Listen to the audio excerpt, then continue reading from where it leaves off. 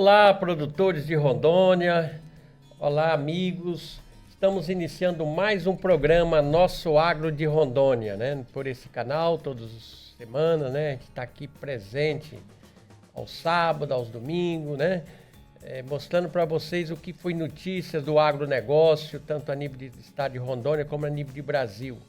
O programa é apresentado por mim, Hélio Dias, e a jornalista Maria Odete, da Federação da Agricultura, do Senar e dos sindicatos rurais. Fazemos parte do sistema FAPERON, Senar, Sindicatos Rurais de Rondônia. Bom dia a todos. Um bom dia para você. Seja bem-vindo mais uma vez ao nosso programa. O programa hoje tem entrevistas, tem colunas sobre política e economia, então tá recheado de assunto bacana. Então fica com a gente que daqui a pouquinho a gente volta com muito mais informações.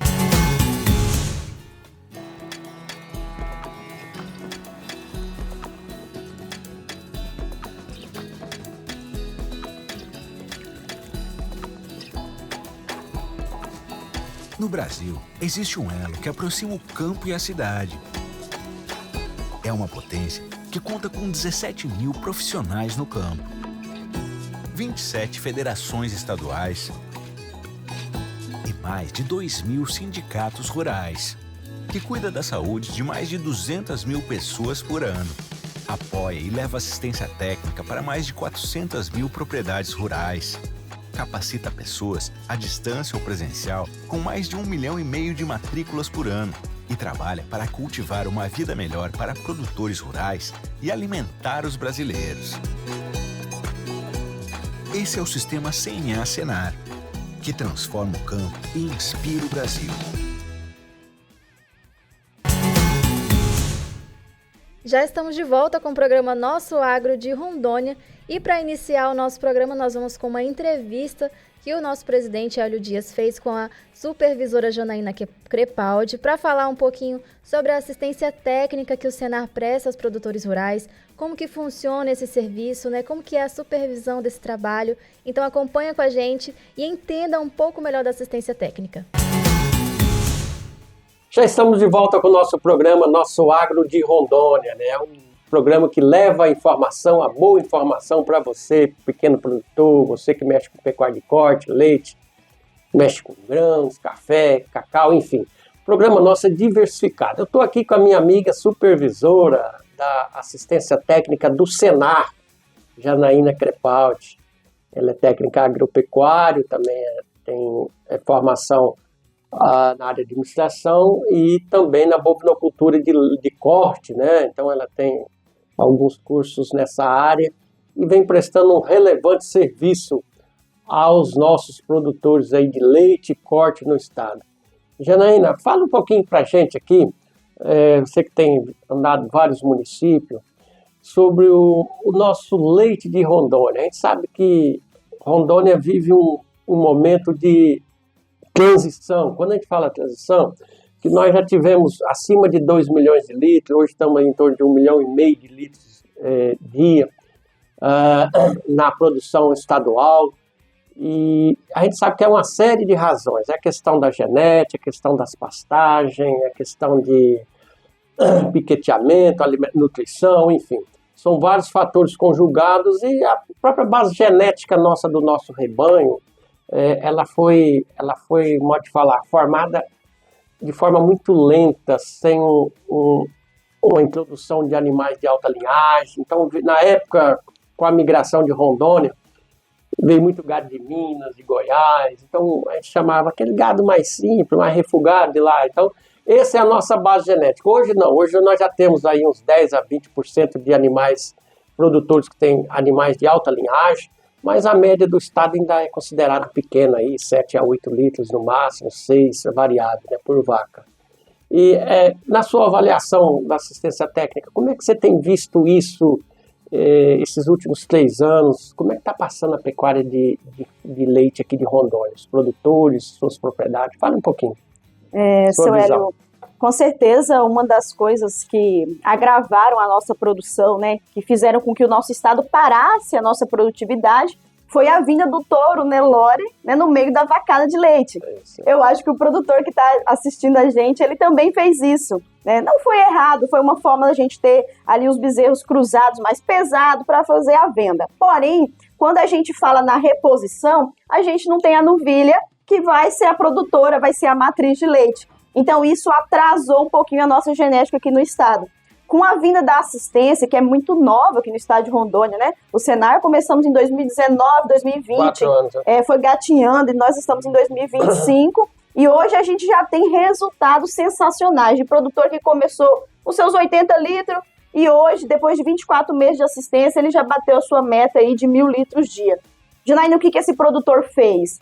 Juntamente com o técnico de campo, ele alinhou na sua propriedade estratégias, né, adotadas para elevar essa produção. E o senhor citou algumas dicas aqui. A genética, a alimentação, né, tudo aquilo que envolve a minha atividade, o técnico de campo, juntamente com o produtor, vai trabalhar com ele identificando o desafio que cada propriedade tem. Porque as propriedades não são iguais. Né? A gente não tem uma receita de bolo exatamente que a gente vai trabalhar para aplicar todas as propriedades. Não, eu preciso identificar isso na propriedade, o técnico tem que ir lá, tem que estar junto com o produtor, ver o que ele tem de potencial, porque às vezes o produtor quer produzir muito, mas ele é uma região escassa de maquinário, por exemplo. Às vezes ele não tem essa condição de ter o maquinário. Fazer uma silagem. Exato. Se a gente observar hoje, segundo um dado do Idaron, nós temos 25 mil propriedades, né? Nessa margem, o último dado, que traz para a gente aí as propriedades que têm como principal fonte de renda a atividade leiteira. Então, estão enquadrados produtores que produzem ali de 0 a 200 litros. Né? Uma grande quantidade desses produtores são 50, 80 litros. E o nosso objetivo é o quê? Fazer com que esse produtor trabalhe na sua propriedade, ele não vai precisar fazer aquisição de mais terra, não. Ali em cima da sua chácara, do seu sítio, da sua fazenda, que ele trabalhe intensificando a produção e aumente isso. Até porque a gente não mexe com leite porque a vaca é bonita, né? A gente mexe porque tem que dar dinheiro para o produtor rural, né?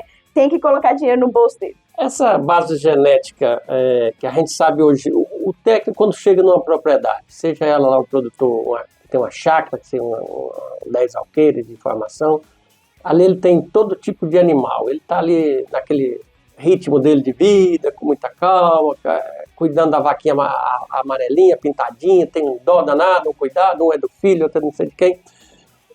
O papel do técnico é fazer essa intervenção, é conversar, é fazer um levantamento do plantel dele, entender, olha, tem vaca que não tem futuro, ficar com ela na propriedade, não adianta nem investir nem em comida e nem num sêmen, ou numa cobertura aí, seja natural, com touro, ou seja, com através de IATF, de um material melhor, né? Porque muitas vezes ela não vai dar resposta, né?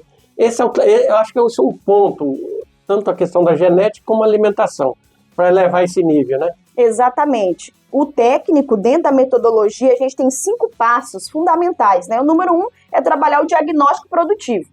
O técnico vai chegar na propriedade, conversar com o produtor, vai rodar na propriedade, eu preciso conhecer o que o produtor tem de potencial, vai fazer um diagnóstico com ele.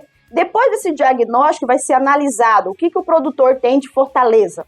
Opa, o produtor ele já tem um hábito de fazer uma silagem, né? Ano passado nós sofremos muito com a seca e o produtor assistido pelo Senar não, ele já tinha uma silagem guardada, ele garantiu no período chuvoso aquele volumoso para que no período da seca ele fornecesse aos animais. Então, o primeiro passo é realizar um diagnóstico, que faz parte da nossa metodologia do Senar. É um plano de negócio. Exatamente. Depois que eu faça o meu diagnóstico, eu vou seguir para um planejamento. O planejamento estratégico do Senar, junto com o técnico e o produtor rural, é elaborado junto. O técnico não faz nada sozinho. Ele vai traçar metas junto e ações que o produtor vai estar executando ao longo do ano. Qual que é o período melhor para a gente fazer o safra? Qual que é o período para a gente fazer o safrinha? Então, eles vão anotar isso, é um documento importante que o produtor permanece em mãos com ele e ele vai elaborar ao longo do ano da assistência técnica, né? Feito isso, a gente tem as nossas adequações. As adequações nada mais é todas as atividades executadas dentro da propriedade. O produtor nunca fez uma análise de solo, ele vai lá e faz uma correção, né? Faz a compra do calcário. A gente tem vários projetos que incentivam parceria prefeitura em diversos municípios. Hoje a assistência está nos 52 municípios de Rondônia, né? Levando esse impacto na vida do produtor. E faz parte, dentro do ciclo da metodologia, que é o quarto passo, a formação do produtor, a formação continuada. Ou seja, o técnico de campo está na propriedade não só para trabalhar na atividade, mas sim para realizar o processo de formação continuada, que é o mais importante, o produtor está aprendendo. Então, a gente olhar a nossa atividade hoje, não só no leite, entre outras cadeias produtivas, o produtor está inteligente, ele está aprendendo com o técnico. E por último, para completar o nosso ciclo, a gente tem a análise de resultado. O resultado nada mais é de eu compilar os meus dados, observar qual foi a minha renda bruta. O produtor faturou R$100 mil no ano. O que, desse valor, o que foi COI, né, que é o nosso custo operacional efetivo, aquilo que o produtor de fato está gastando, né, para produzir. A gente faz aqui em Porto Velho, a cada 3 meses, essa compilação de dados e a gente mostra em tempo real o que o produtor está gastando hoje a campo. Então a gente pode ver que lá atrás, quando ele não tinha assistência, ele achava que o custo com a produção leiteira era muito. Mas aí, quando você começa a anotar, fazer o gerenciamento, a gente identifica que aquele sal mineral que ele comprava para a vaca de leite, não era só da vaca de leite. Era da vaca branca, ele comprava o milho para os porcos e colocava lá que era o custo da vaca. Então, a gente começa a fazer, a separar tudinho, exatamente. E o técnico, ele tem esse papel fundamental e está contribuindo na vida do produtor para ele entender a atividade dele como um negócio. A nossa propriedade é um negócio. É uma empresa e a gente tem que olhar ela como tal. Janaína, a perguntinha final aqui. Na sua visão, Rondônia, na questão leiteira, nós temos que melhorar muito. E um dos maiores problemas que eu entendo que está acontecendo em Rondônia é a baixa produtividade por vaca e a baixa produção por propriedade. Se você tem uma pequena produção, você vai ter pouco dinheiro. Se você vai ter um pouco mais, você vai ter mais dinheiro, e assim sucessivamente. Esse é o trabalho do Senar, tentar elevar esse patamar.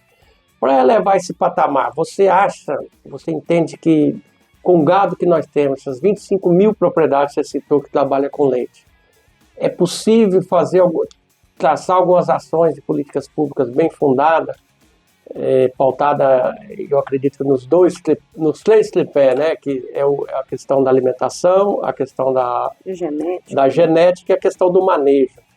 Ela bem trabalhada, o manejo com essas orientações do técnico.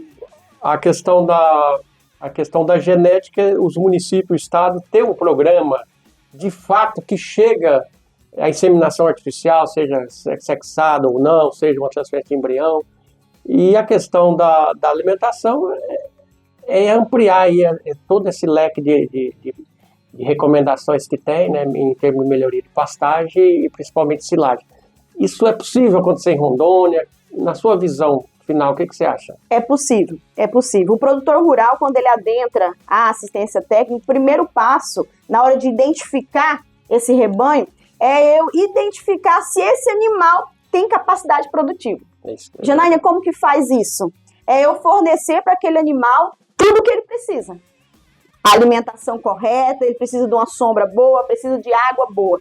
Forneci tudo que esse animal precisa e ele não me respondeu, esse animal não vai ficar com a gente. Pau na cabeça dele. Exato. E aí, que aquela vaquinha que era da minha neta, a pintadinha, a chumbada, a maiada, infelizmente a gente vai ter que descartar ela. Se a gente não fizer o que tem que ser feito, senhor Hélio, a gente não vai ter alavancagem na atividade leiteira. E hoje Rondônia, nos últimos 5 anos, ele desenvolveu muito, né? O projeto, inclusive, do Sebrae, que faz parceria juntamente com o Senar para a implantação de FIV e ATF, já está rodando no estado. Então, tem um desconto bacana para o produtor rural, né, para ele fazer. Se ele quer continuar na atividade, a genética ela tem um custo, porque ela leva tempo. E tempo aqui para a gente é dinheiro. Se eu quero encurtar isso, a gente tem a opção da gente comprar.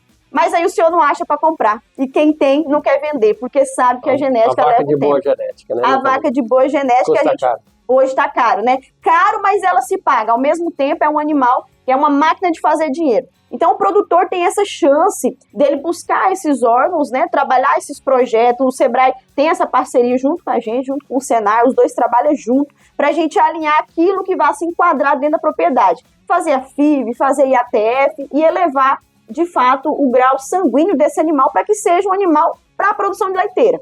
Quer trabalhar com corte? Aí já é outra cadeia produtiva, né? A gente tem um ditado junto à pecuária de leite que tudo aquilo que a vaca tem que dar resposta.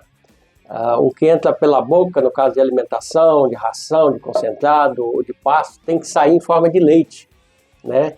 Então, se ela não tem genética, ela não tem aptidão leiteira, ela não responde, então fica inviável. Então, você gasta muito com a coisa e ela não te responde em leite. Então, o que entra pela boca não sai pelo peito. Então, esse é um velho ditado do tempo do meu avô, né? Mas que até hoje é uma realidade. E perguntar para ti o seu entendimento, a sua visão. Se a gente conseguisse elevar a nossa pecuária, as nossas futuras matrizes de leite a pasto, num patamar aí acima de 12 litros, de 12 a 15 litros a pasto, talvez com um quilinho, meio quilinho, uma bocadinha só de concentrado pela manhã e mais uma silagem, ou talvez a gente elevar o nível de ter vacas matrizes aí acima de 25 litros na média, já logicamente requer um tratamento mais adequado, né? Os dois sistemas é viável, o a pasto e esse nível maior, vamos supor, o produtor que já tem, seja através de compost bar, seja através de ordenhamento normal. O que você acha desses dois sistemas? Porque nós não podemos ficar no 4, 5 litros, 6 litros. Não, não podemos. Esse animal, infelizmente, não vai poder existir. Porém, seu Hélio, nós temos que ser o quê? Sustentável na atividade. O que é ser sustentável? Eu não posso chegar num produtor onde a atividade leiteira é o que sustenta a casa dele. Eu não posso chegar lá e achar que esse produtor vai ter que vender tudo essas vacas e começar um novo sistema. Não. A gente vai trabalhar primeiramente com o que ele tem. O que o senhor tem? Se eu produzo 80 litros, como que eu vou poder te ajudar? Eu vou entender o sistema dele, entender o potencial que ele tem também financeiro de trabalhar. Às vezes ele tem um sistema tecnológico muito pequeno, às vezes tem um curral simples, né? O que a gente vai fazer? O arroz com feijão básico primeiro. Exatamente. Que é o quê? Cuidar das nossas pastagens. Número 1 é cuidar das nossas pastagens. Um animal num pânico, né? Um pânico mombaça, tem várias variedades hoje. Tem Zuri, tem Miyagi. Muito bom. Tem várias variedades que você pode utilizar na pastagem. A gente vai cuidar primeiro da alimentação à pasto desse animal. Identificando que esse produtor ele tem vontade de crescer, é uma vontade dele, porque às vezes nem todo produtor quer confinar animal. Não, eu não quero trabalhar com animais confinados, quero trabalhar com animal a pasto, quero atingir minha média de 500 litros, um exemplo. Porque a gente sabe, seu Hélio, que a partir do momento que eu elevo essa produção, quem que sobe junto? Minha mão de obra. Lembra que é um gráfico, né? Os dois sobem junto. Mas o produtor quer manter um sistema a pasto, uma mombaça hoje, um exemplo, bem cuidada, né? Numa análise de solo feita, uma adubação adequada, ele vai rodar tranquilamente a vaca produzindo 12 litros com tranquilidade. Ela tem essa capacidade, né? Tem. Lá na famosa braquiária, que a maioria dos nossos produtores tem, consegue rodar aí até 6, 7 litros sem fazer nenhum tipo de suplementação. Esse animal a pasto, ele consegue produzir. Janaína, está querendo dizer que o animal vai produzir 20, 25 litros, eu tenho que suplementar? Tem que suplementar. Se você não suplementar, esse animal vai emagrecer, vai enfraquecer e vai morrer. A vaca, ela, na escala de exigência dela, ela vai comer para se manter. Depois eu vou comer para tratar da minha cria, que é a produção de leite, que a gente usufrui do animal, e depois eu vou pensar em reproduzir. E aí, seu Hélio, o senhor já deve ter visto aquele produtor que ele tem um animal de alta produção e ele tem dificuldade em fazer o quê? Esse animal tem dificuldade em emprenhar. Por quê? Porque a dieta dele não está coincidindo na produção que ele está. Então a gente tem que fazer um cálculo junto com o produtor, primeiramente, do que ele quer. Porque uma coisa é o técnico de campo querer, outra coisa é o produtor rural. O primeiro passo é identificar o objetivo do produtor. E a gente vai adequando aos poucos aquilo que dá para encarar na realidade. Lembrar que a minha produção ela tem que ser sustentável, ela tem que me sustentar. Eu não posso fazer com que o produtor tire da boca dele para tratar da vaca. Não, a vaca que tem que tratar dela e ainda tratar do produtor, e ele vai melhorar a qualidade de vida dele, sem dúvida, na zona rural. Tá aí. Conversei com quem entende, né? Realmente ela está correta, ela é defensora de gado, produção de leite a pasto, né? E elevando esse nível com o processo de a forma de um crescimento tranquilo, equitativo, planejado, aqui como o Senar tem orientado no Estado. É muito bom essa sua visão, você pensa que nem eu nesse sentido, né? Trabalhamos na mesma empresa, defendemos os mesmos propósitos. Com certeza. Mas a gente vê que realmente o caminho é esse, é levar devagar, com calma, mas melhorar tanto a questão da alimentação como também a questão da genética a nível de propriedades rurais. Eu acho que é possível nós retomarmos os bons tempos de Rondônia, que chegou quase a 3 milhões de litros dia e que hoje estamos pela metade. Isso, logicamente, precisa ser retomado, trazendo mais gente para a atividade, melhorando essa capacidade produtiva. E, de uma maneira geral, nós vamos retomar a esses níveis, já que Rondônia tem uma capacidade industrial de 4 milhões dias. Se tivesse hoje uma produção de 4 milhões, nós temos laticínios capazes de industrializar toda essa produção e processar. Então, Rondônia hoje tem condições realmente de crescer, de aumentar a produtividade. Eu falei com a minha amiga aqui, Janaína Crepaldi, ela que é supervisora do Senar. Muito obrigado pela sua vinda aqui no programa Nosso Agro de Rondônia. Um programa que leva a boa informação a você, produtor, você pequeno, você grande, você médio produtor e você da cidade, né? Nos dá a honra de todo final de semana nos acompanhar, né? Que nos acompanha aqui no nosso programa. Janaína, eu deixo aqui no microfone para as suas palavras finais aqui no nosso programa Nosso Agro. Agradeço muito, seu Hélio, o convite. A gente quer levar mais informação ao produtor rural. O produtor que ele tem informação, que ele tem conhecimento, ele cresce e a gente cresce junto com ele. O produtor rural está melhorando a sua qualidade de vida, está podendo ter acesso a carro novo, a ar-condicionado, né? Então, melhorar a qualidade de vida também é melhorar a produção. Se eu tenho a orientação correta, se eu tenho conhecimento, eu consigo melhorar a minha produtividade. E aí a gente deixa de ter pequenas propriedades, mas empresas rurais, né? Produtores que são empresários na zona rural, que trabalham na sua produção, sobrevivem dela, e aí automaticamente os filhos dão continuidade a isso. Que é a sucessão, que eu acho que é um assunto também que deveria a gente tirar um dia só para trabalhar isso. Então a gente quer levar informação, a gente quer levar conhecimento, porque vai impactar de fato na vida do produtor. Agradeço muito a oportunidade de estar aqui no programa, dizer para o senhor que a assistência técnica ela está disponível em todo o estado de Rondônia. Procure o sindicato dos produtores rurais mais próximo da sua região e seja acompanhado também por um técnico de campo da sua cadeia produtiva. Muito obrigado, Janaína. Vamos para o intervalo, daqui a pouquinho a gente volta com a nossa parte final do programa Nosso Agro de Rondônia. Fique com a gente. Tá aí, você acompanhou então a entrevista do nosso presidente com a Janaína Crepaldi, ela que é supervisora de campo da assistência técnica aqui do Senar. Muita informação bacana para a gente entender um pouco melhor de como que funciona esse serviço. Nós vamos para um breve intervalo, fica aí com a gente que já voltamos. Produtor Rural. O Sistema Faperon, Senar e sindicatos dos produtores rurais de Rondônia estão aqui para te ajudar. Nessa parceria, você conta gratuitamente com cursos de educação profissional e assistência técnica em 10 cadeias produtivas. Melhore a qualidade dos seus produtos, aumente sua produtividade e fortaleça seu negócio com as melhores técnicas e orientações de nossos especialistas. Para mais informações, procure o Sindicato dos Produtores Rurais do seu município ou entre em contato pelo telefone 3214-8371. Sistema Faperon, Senar e Sindicatos Rurais de Rondônia, seu parceiro no agronegócio. E aí, já estamos de volta para o nosso segundo bloco do programa Nosso Agro de Rondônia, né? Um programa grande, bacana aí, que fala um pouco do agro, né? De Rondônia, como que as coisas estão acontecendo. E você nos acompanha, muito obrigado pela audiência.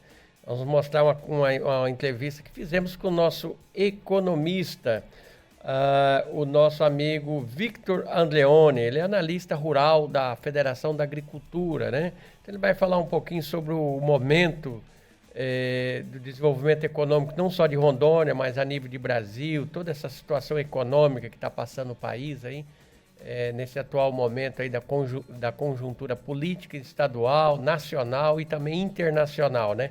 Como isso vem refletindo aí na comercialização das commodities, no mercado interno, nas importações, nas exportações. Assista com a gente, muito bom. Olá, pessoal, estamos aqui no nosso momento das entrevistas do nosso programa, Nosso Agro Rural, e hoje nós estamos tendo aqui a visita do nosso convidado ilustre, ao nosso analista de mercado da Federação da Agricultura, Victor Andleone, né? É o nosso analista de mercado, tem um amplo economista tem um amplo conhecimento aí sobre a real situação que está acontecendo hoje, né? Nesse mundo globalizado aí, nos tarifaços, né?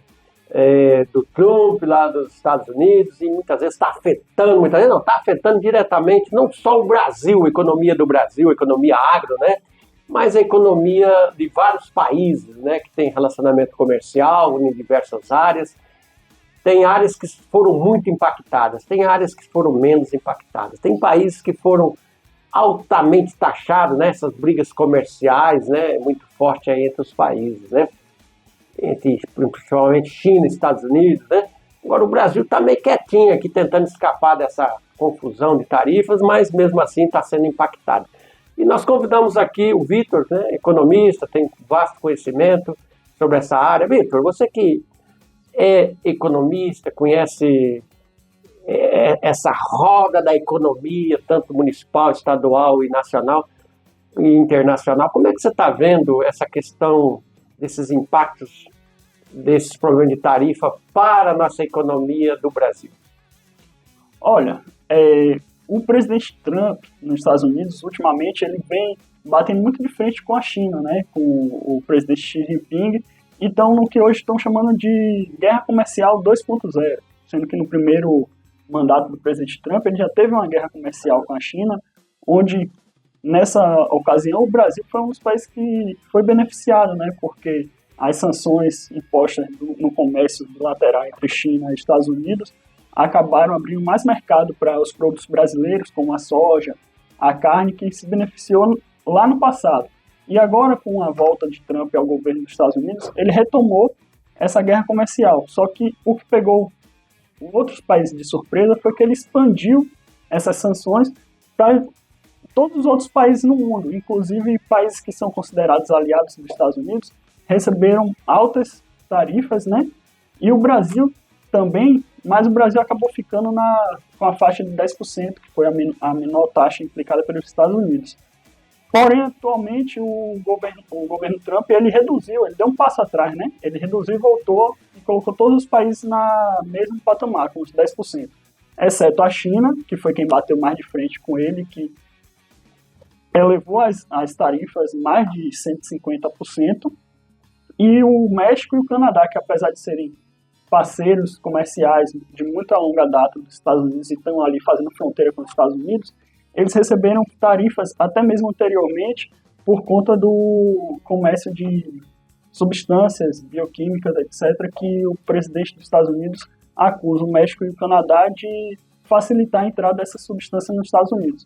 Então, atualmente, o Brasil está com essa taxa de 10% e existem produtos dentro do nosso país, dentro do próprio agro, que podem se beneficiar por conta de ter poder de conseguir se beneficiar em relação à concorrência com um mercado competitivo, mas também tem outros produtos que podem ser impactados negativamente. No caso especial de Rondônia, nós temos alguns produtos que é a base da nossa economia, da nossa exportação, né, que é o nosso carro-chefe, né?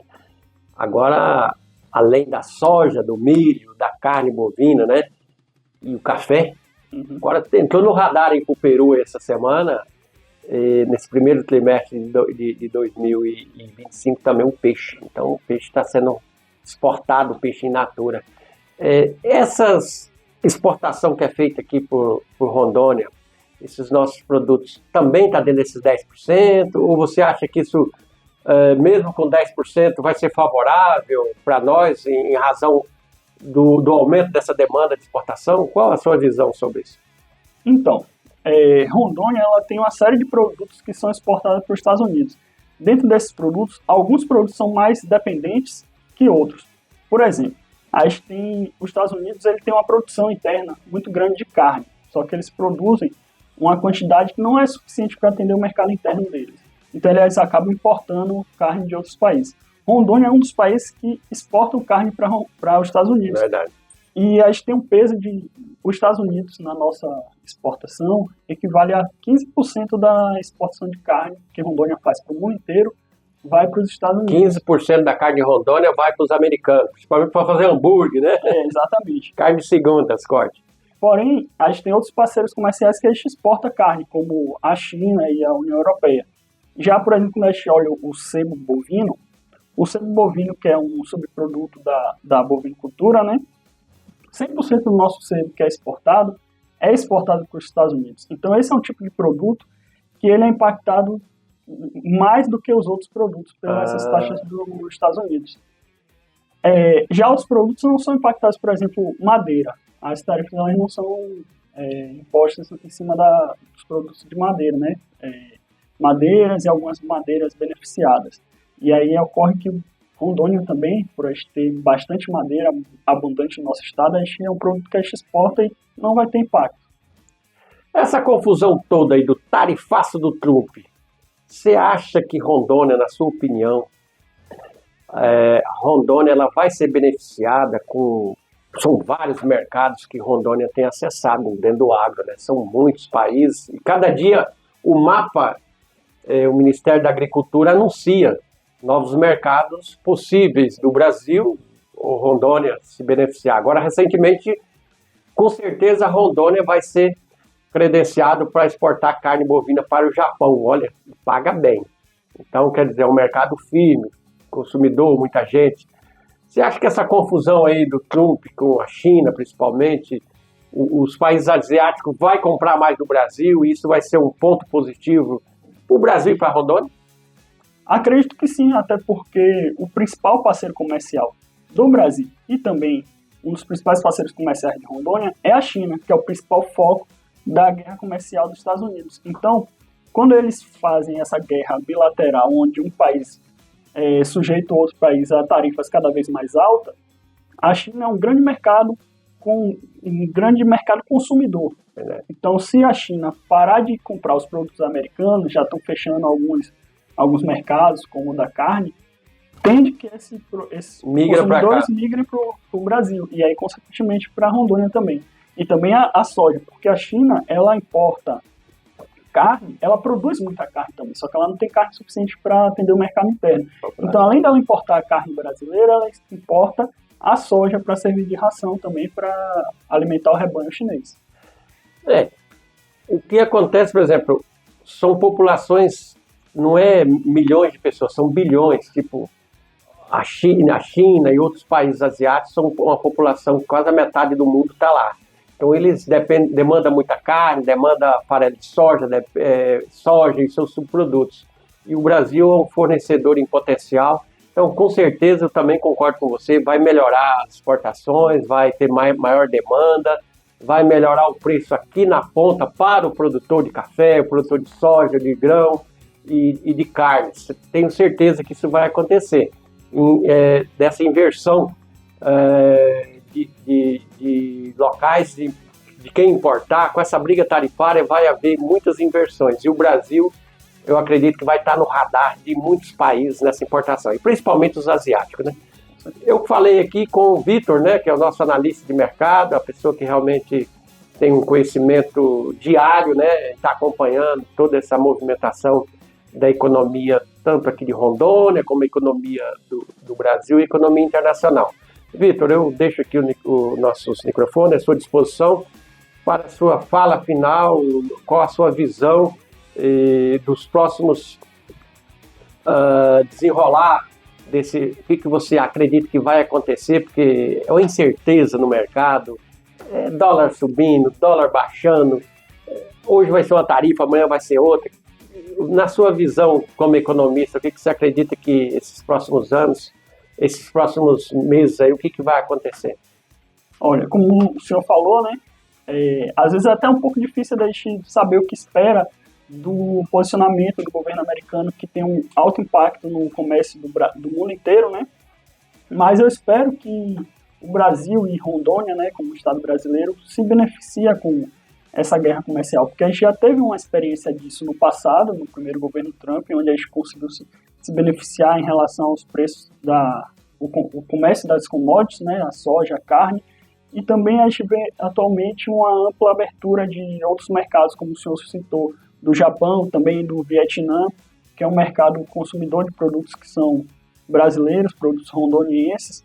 E eu gostaria de também acrescentar a questão do café, né, que o mercado asiático hoje ele vem cada vez mais consumindo café, que era um mercado que era acostumado muito com chá, então Rondônia está se preparando cada vez mais com cafés de qualidade, produzidos com sustentabilidade e diversos outros produtos que têm amplo aceite e também admiração no mundo afora. Então, acredito que hoje Rondônia tem um grande potencial de expandir cada vez mais seu comércio exterior.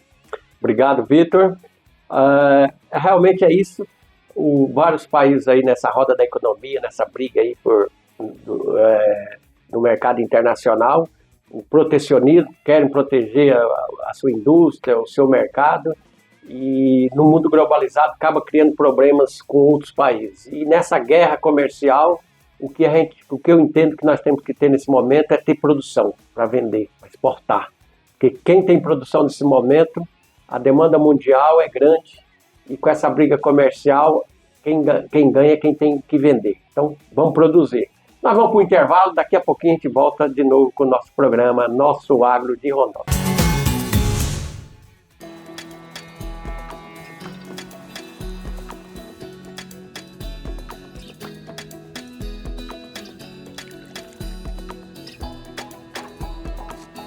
No Brasil, existe um elo que aproxima o campo e a cidade.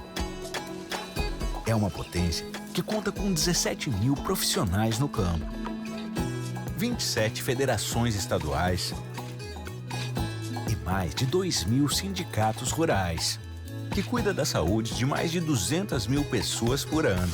Apoia e leva assistência técnica para mais de 400 mil propriedades rurais.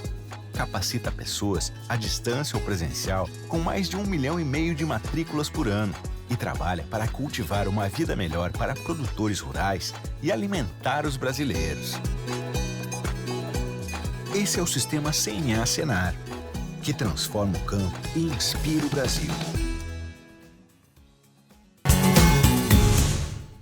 É isso, você acompanhou então a coluna de Economia e Política com Vitor Andreoni, ele que vai voltar mais vezes aqui no nosso programa para trazer informações sobre economia nacional, mundial, para trazer muito mais informações para você e deixar cada vez mais informado. Vai estar aqui a cada uma vez por mês, então fica com a gente e acompanha. Temos mais entrevistas agora, né, presidente? É verdade, no próximo bloco e último bloco nós vamos ter aí uma baita discussão importante nesse momento, que é sobre o Plano Safra. Todos os anos, nessa época de abril até o final de maio, se discute as bases do Plano Safra Nacional. Quanto de dinheiro vai destinar ao custeio, quanto de recurso vai destinar a investimento, quais as linhas de financiamento que tem no Banco do Brasil, no BASA, que são os operadores do Plano Safra, na Caixa Econômica, e os nossos bancos cooperativos, para quais os programas que são necessários destinar mais recursos, né? Então, os recursos vêm do Tesouro da União, do FNO e de outros programas, né? O PRONAF. Então, esse ano está sendo discutido essa alocação de recursos prioritários para o Seguro Safra, programa de armazenamento, mais recursos para o pequeno produtor rural financiar, né? Apesar que os juros aí não estão nada atrativo, né, em razão da Selic em alta, mas é uma discussão muito boa que a CNA, Confederação Nacional da Agricultura, do qual a Federação da Agricultura de Rondônia é filiada em Brasília, através da nossa equipe técnica, ela está fazendo uma grande discussão, né, com o Ministério da Agricultura, com o MDA, juntamente com o Tesouro Nacional, a Secretaria de Fazenda, para que realmente seja alocado mais recurso para a agricultura brasileira. Então, assiste aí com a gente, nesse terceiro bloco, essa importante entrevista nacional.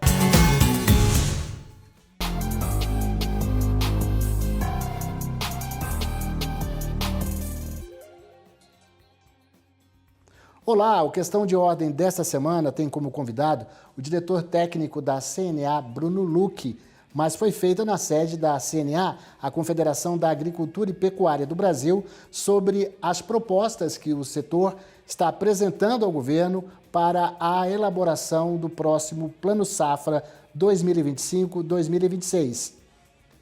A partir de agora, vocês acompanham os melhores momentos da entrevista com o Bruno Luque.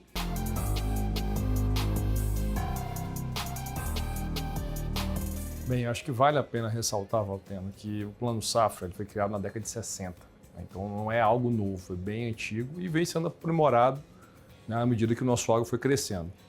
E juntamente com a pesquisa daquela época e a assistência técnica, ele reuniu, né, com esses dois pontos e formou o tripé da competitividade do nosso setor, que é o que nós temos hoje no agro pujante, produtores empreendedores, que realmente levaram tecnologia para todo o Brasil.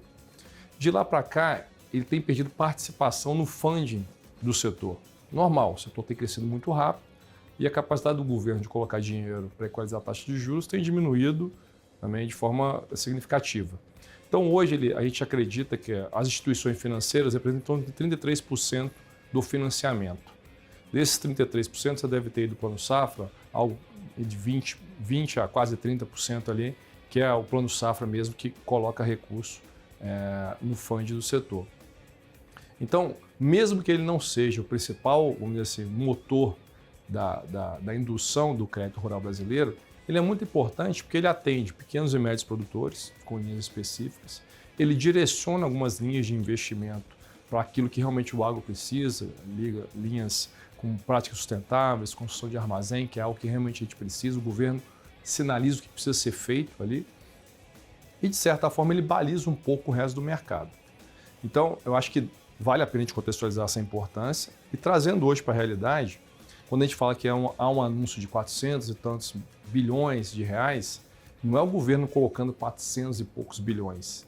Ele usa, na última safra, 14 bilhões para equalizar taxas de juros, em especial para o pequeno produtor da agricultura familiar, que é o Pronaf.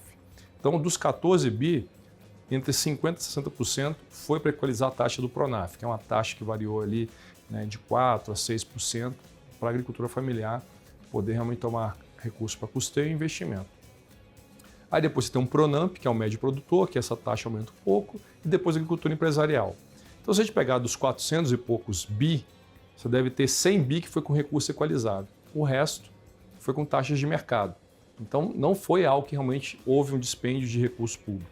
Né? Muito mais tirando essas linhas voltadas para os pequenos, os demais é como se fosse uma taxa de mercado existente hoje. Mas, como eu falei, ainda assim, ele é muito importante pelo público que ele atende e pelo direcionamento das linhas de investimentos que são essenciais e dificilmente os produtores teriam encontrado no mercado algo semelhante.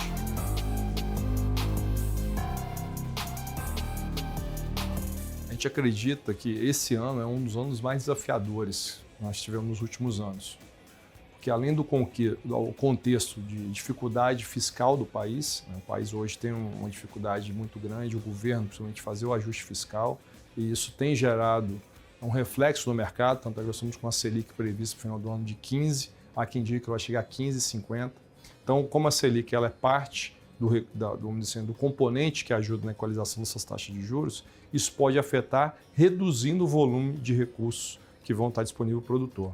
Fora isso, há uma questão geopolítica muito complexa hoje, né, com a questão dos Estados Unidos, as guerras, que podem criar oscilações na taxa de câmbio, aumentando ainda mais o dólar e prejudicando aí os produtores que dependem dos insumos, boa parte são dolarizados, a gente importa quase 90% de fertilizantes, defensivos, né, as sementes têm um componente da genética, na casa da pecuária tem os suplementos, o sêmen, enfim.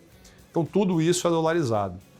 Com o dólar mais forte, você dificulta, você tem um custo de produção mais elevado. Mas você pode dizer que favorece as culturas que nós exportamos. Pode até favorecer. Só que a gente tem muito mais atividades que abastecem o Brasil do que a gente exporta. E que pese que contribuem mais no recurso da balança comercial são aquelas que a gente trabalha na exportação. Então você tem um incremento de custo e às vezes você não tem a parte da exportação para complementar todas as cadeias produtivas. Então há um achatamento de margem também.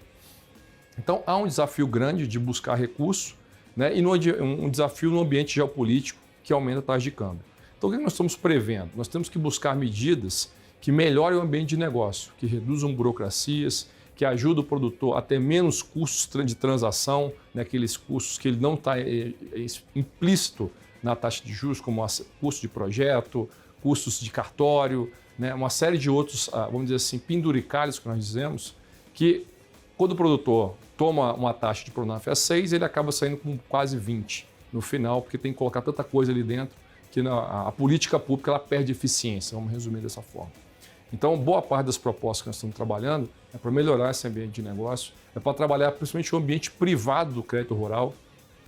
Fizemos uma análise recentemente, se a gente pegar de julho do ano passado, primeiro mês do Plano Safra, até fevereiro, nós contratamos 19% a menos esse ano.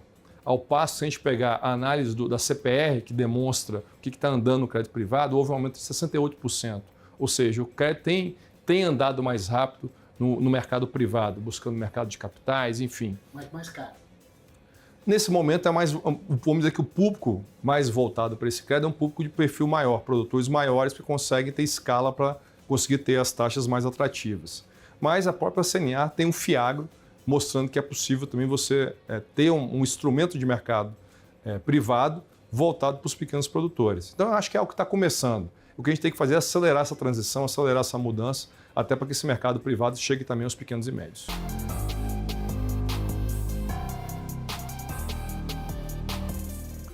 Hoje a gente tem uma dificuldade muito grande, porque o Plano Safra é algo que a gente precisa, inclusive, mudar. Ele é feito na metade do ano, no final no segundo semestre do ano, com o primeiro semestre do ano seguinte. E o orçamento ele é anual, de janeiro a dezembro.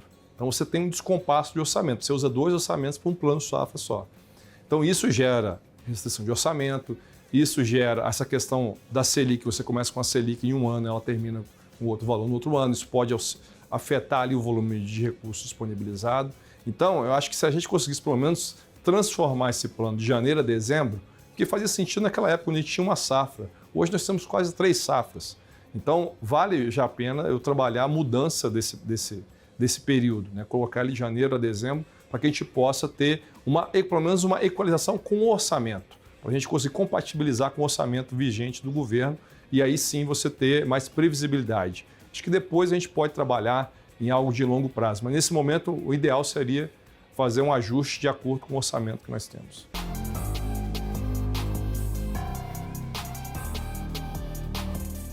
Bem, a questão do crédito rural, realmente o Brasil acho que é um dos países que tem, vamos dizer assim, essa ferramenta como apoio ao produtor em maior escala comparado aos demais. Porque os outros, existe um subsídio direto ao produtor, que às vezes é subsídio na produção, né, subsídio no seguro, né, como nos Estados Unidos, na Espanha também tem um programa de seguro muito forte.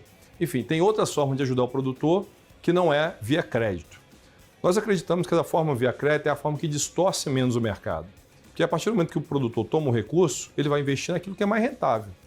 Se eu recebo dinheiro para manter uma atividade que não é lucrativa, eu estou distorcendo aquele mercado, que acontece às vezes na Europa, nos próprios Estados Unidos, né, China e outros países que têm realmente um poder maior de interferir no auxílio ao produtor.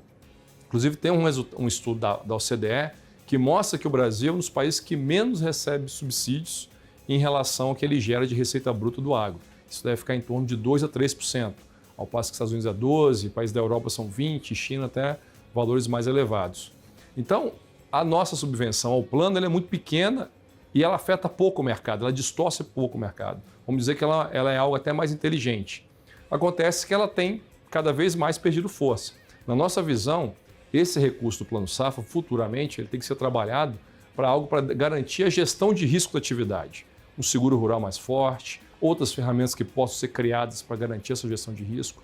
Porque eu tendo algo que me garanta, vamos dizer assim, que eu passo segurança para quem vai emprestar o dinheiro, vamos dizer, eu tenho um lastro. Se eu tenho um seguro rural forte, eu tenho um lastro. Então eu vou no mercado e capto um crédito mais acessível, que alguns produtores têm feito isso hoje. Então a gente acredita que pode, no futuro, migrar, né, para esse apoio na gestão de risco, diminuindo a importância que tem no próprio financiamento do crédito privado, que a gente está vendo que hoje não está acompanhando o crescimento do setor.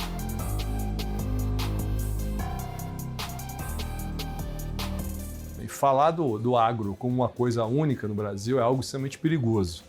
O setor é muito dinâmico e muito diverso, e muito heterogêneo. Da mesma forma que nós estamos tendo na Super Safra, eu estou tendo no Rio Grande do Sul, mais uma vez, 3º ou 4º ano seguido com problema climático. Estou tendo Mato Grosso do Sul, a região sul do Mato Grosso do Sul, com mais uma vez também, 3º ano, com problema climático. Tem o oeste do Paraná, quer dizer, a região norte do Paraná, que também está com problema. Então, ao passo que eu tenho o Goiás, que está indo muito bem, o Mato Grosso e outros estados, eu tenho regiões pontuais ou estados que não estão indo tão bem. Então, quando eu faço uma média do Brasil, eu tenho os resultados positivos, porque a maioria, de certa forma, o clima está ajudando mais esse ano, diferente do ano passado. Então essa análise global, ela passa uma imagem que o setor realmente está forte, robusto, crescendo com condições muito boas. Mas nós temos que fazer essa análise regionalizada, porque tem regiões que realmente precisam de ter uma ajuda extra em função do que vem acontecendo. Agora, sem sombra de dúvida, o que a gente pode afirmar é que o produtor rural ele é ávido por tecnologia, ele sabe se ele não investir, ele não buscar o máximo de produtividade, ele não vai ter o retorno adequado, porque a cada ano ele tem um custo de produção mais ajustado e ele precisa de ter mais produção para diluir esse custo. E é o que ele tem buscado. Até nessas regiões onde o produtor tem problema climático, ele não deixa de investir no pacote tecnológico mais arrojado e o resultado está aí. A cada ano que passa, a gente tem produtividade de lavoura que batem recorde em cima de recorde, mostrando que realmente as tecnologias que nós estamos usando no campo hoje, adaptadas para o clima tropical, elas têm mostrado efeito positivo no retorno da atividade. Nós vamos agora para um pequeno intervalo e na volta você vai ver a continuidade da entrevista com o diretor técnico da CNA, Bruno Luque, sobre as propostas que o setor apresentou ao governo para a elaboração do próximo Plano Safra. É só um instantinho e a gente está de volta.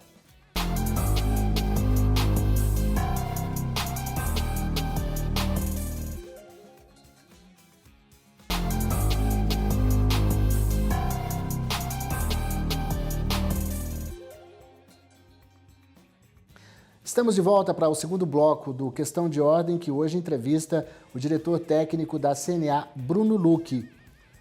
A Confederação da Agricultura e Pecuária do Brasil apresentou ao governo, ao Ministério da Agricultura, as propostas do setor para a elaboração do próximo Plano Safra.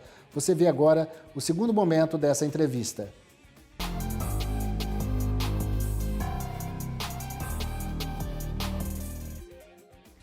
Se a gente analisa os dados do crédito rural, não do Plano Safra, o crédito livre, que a gente costuma dizer, vamos dizer que no início do ano passado era em torno de 1 ponto alguma coisa, não era tão alto. Nesse momento ele já está em 4,3, se eu não me engano, 4,3, 4,4. Então você teve um aumento significativo, em que pese 4, ainda é um número 4%, é um número muito pequeno, comparado com o setor que pode dizer que está em crise. Mas isso reflete o quê? Reflete que há regiões no país, como eu disse anteriormente, Rio Grande do Sul que teve um desastre climático muito forte, essa região sul do Mato Grosso do Sul, norte do Paraná. Existem regiões do Brasil que a gente precisa ter um tratamento diferenciado. A gente precisa trabalhar de forma diferenciada para esses produtores conseguirem se reestruturar e seguirem produzindo.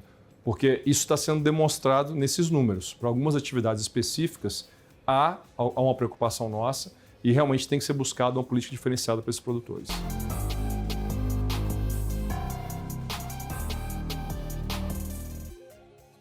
Bem, na questão do custeio é o crédito rápido, de um ano para o outro você paga para custear a produção. São os desembolsos do produtor, insumos, semente, adubo, defensivo, ração, enfim, tudo aquilo que você precisa para conseguir produzir alguma coisa. A gente acredita que nesse Plano Safra 25-26 a demanda maior para o custeio vai ser grande. Por quê? Justamente porque você está vindo aí de uma safra que você está batendo recordes e vai querer manter esse nível de produtividade porque você já subiu um custo e ainda mais para a questão do dólar. O dólar vai puxar muito o custo da próxima safra para cima. Então a gente vai precisar de mais recursos para custeio para conseguir produzir a mesma coisa que a gente está produzindo agora. Esse é um ponto. Na linha do investimento, a gente acredita que só os produtores que vão estar muito bem organizados financeiramente vão fazer os investimentos, porque, como eu falei, nós estamos com a Selic tendendo a 15%. Então, há uma tendência das taxas de juros para investimentos aumentarem também.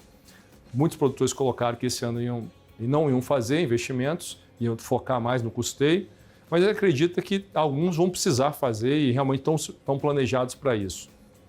O que a gente tem visto que a demanda maior por parte dos produtores é a questão da armazenagem, sem sombra de dúvida. O Brasil hoje tem 16% de armazéns em propriedade rural, isso é muito pouco, comparado aos Estados Unidos que é mais de 50%. Então é algo que ajuda o produtor a comercializar melhor, armazenar melhor, ter melhor qualidade. Tem também a questão das práticas ambientais, as práticas sustentáveis de produção, que hoje chamadas renováveis, a linha específica voltada para isso. São práticas que já comprovaram a sua eficiência no campo, na questão da produtividade, só que o produtor também demanda recursos para acelerar essa transição, esse modelo produtivo. Então, se a gente quiser ter um agro cada vez mais sustentável, tem que ser priorizado com taxas menores para que o produtor contrate isso e consiga implementar, né, com a velocidade necessária que o mundo nos demanda. Então, isso também há uma necessidade de ter taxas diferentes. E na questão tecnológica, a gente tem visto muito a questão da irrigação. A irrigação hoje tem sido uma demanda muito grande. Eu posso dizer que o maior entrave hoje nem é tanto o recurso financeiro para a irrigação. O maior entrave hoje é burocrático. Outorgas, licenças, morosidade dos órgãos que demoram a emitir vamos dizer, essas liberações para implantar os projetos de irrigação. Acho que essas seriam as prioridades que a gente teria em relação ao investimento.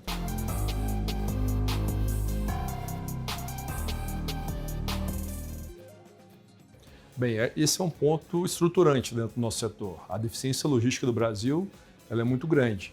Ela não está no plano safra porque o produtor não vai fazer estrada. Apesar de alguns eles fazem, né? O produtor se organiza para realmente conseguir manter o mínimo de qualidade nas estradas. Mas hoje, só para você ter ideia, a gente deve ter um estudo da CNT que coloca que nós temos 12% de rodovias asfaltadas.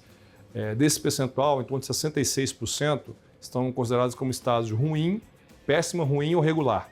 Ou seja, você já tem um problema na qualidade da estrada. Já é pequena a malha rodoviária asfaltada e a qualidade dela não é boa. Então isso causa um aumento de mais de 30% no transporte. Principalmente quando a gente vai para a região norte do país, onde boa parte da produção hoje tem, do centro-oeste para cima, tem utilizado para escoar a produção. Então isso encarece bastante, né, o custo do alimento. Encarece bastante porque eu preciso levar os fertilizantes que chegam dos portos para o interior e depois levar a produção do interior, né, para as capitais do país, para os centros de distribuição que não estão no interior, né?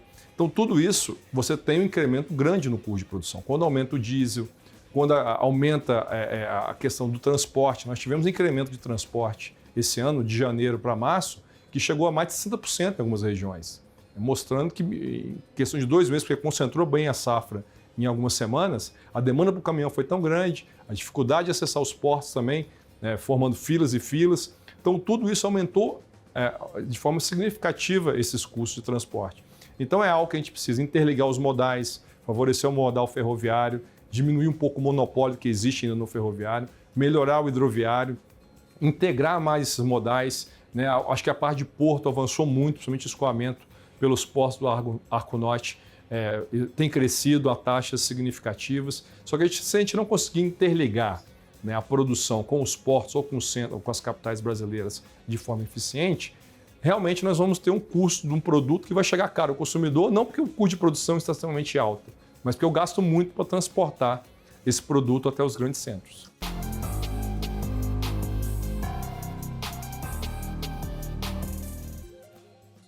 Bem, acho que tem algumas decisões que o governo precisa tomar. Não adianta discutir inflação de alimento quando ela ocorre. A inflação, nesse caso, foi global e o alimento é um dos mais importantes porque todo mundo depende dele no dia a dia. Então, se ele realmente quer prever qualquer tipo de inflação de alimento, a hora de investir é agora, no plano safra. Não adianta eu chegar no ano que vem, em janeiro, falar, está faltando tal coisa, vamos facilitar a importação disso, daquilo, que isso não resolve. Isso desestrutura a cadeia e isso acaba criando um problema que a gente vai jogar para frente. Então, a melhor forma de você reduzir a inflação de alimento é investir na produção, é orientar o produtor com crédito facilitado para que ele possa realmente usar o máximo de tecnologia e ter o máximo de produção que vai voltar para a nossa sociedade. Então, acho que esse é o primeiro ponto que a gente deixa de mensagem. O segundo é a gestão de risco. Temos que trabalhar o seguro rural, tem o projeto de lei da senadora Tereza, que é importantíssimo, a gente tem que aprovar esse projeto esse ano, até para a gente conseguir minimizar um pouco dos efeitos dessas mudanças climáticas, do efeito do clima na produção rural. Então, acho que esses 2 pontos, eles reúnem bastante e eu fecharia como último essa melhoria no ambiente de negócio. Se é um ano mais complicado, que a gente vai ter mais dificuldade com a taxa Selic mais alta, eu tenho que reduzir o máximo possível os custos de transação desse produtor para que ele realmente consiga, o recurso que ele contratar, seja usado, ter um fim efetivo que é para a produção agropecuária e não gastando de forma com os penduricalhos que existem. Acho que esses 3 pontos resumem bem a proposta que a CNA está apresentando esse ano. Muito obrigado ao Bruno Lucchi por essa entrevista, esclarecendo as propostas que a CNA apresentou ao Ministério da Agricultura para a elaboração do próximo Plano Safra 2025-2026, que deve ser anunciado até o dia 30 de junho. E eu agradeço você que acompanhou de casa essa entrevista no Questão de Ordem e a gente se vê na próxima semana em mais uma entrevista. Obrigado, até lá.